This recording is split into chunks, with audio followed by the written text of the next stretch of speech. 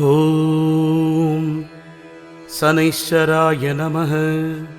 ॐ शान्ताय नमः। सर्वाभीष्टप्रदायिने नमः। शरण्याय नमः।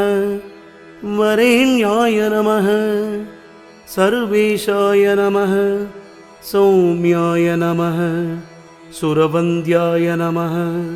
शुरलोकविहारिणे नमः। सुखासनोभविष्टाय नमः। सुन्दराय नमः। गणाय नमः। गणरूपाय नमः। गणाभरणधारिणे नमः। गणसारविलेभाय नमः। घत्योदाय नमः। मन्दाय नमः। मन्दश्रेष्ठाय नमः। महनीयगुणात्मने नमः। मर्त्यपावनपादाय नमः। महेशाय नमः। छायापुत्राय नमः। सर्वाय नमः।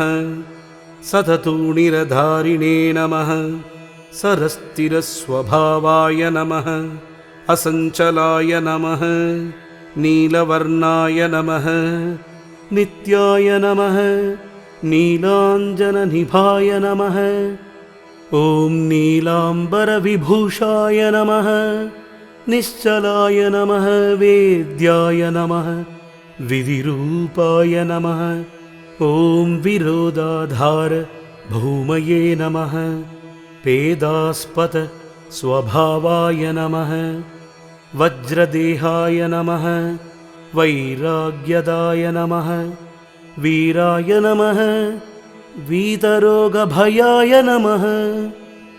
विभत्परम्बरेशाय नमः। ॐ विश्ववन्द्याय नमः। कृत्रवाहाय नमः। कूटाय नमः। कूर्माङ्गाय नमः। कुरूपिणे नमः। कुत्सिताय नमः। गुणाढ्याय नमः। गोचराय नमः।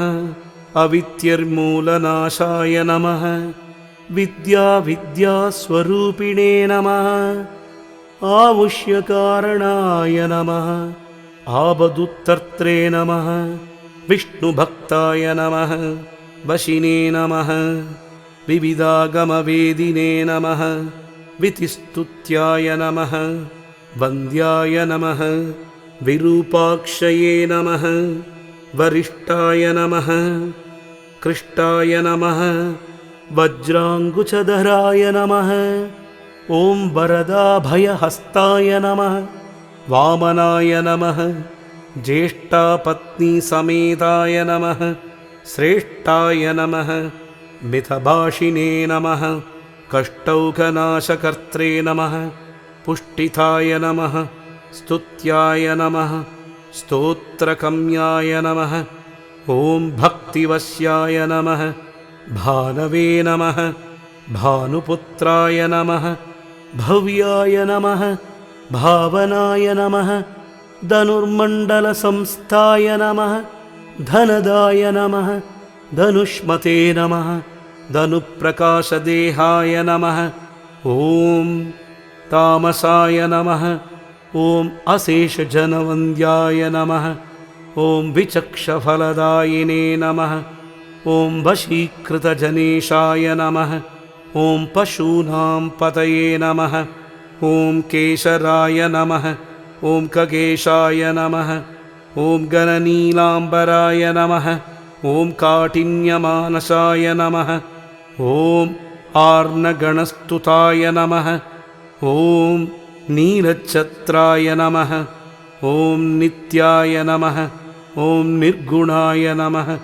ॐ गुणात्मने नमः। ॐ निरामयाय नमः। ॐ नन्द्याय नमः। ॐ वन्दनीयाय नमः। ॐ धीराय नमः।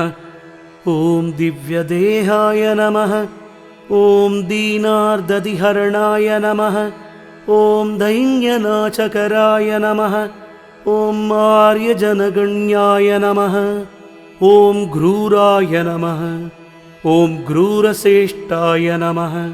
ॐ कामक्रोधकराय नमः।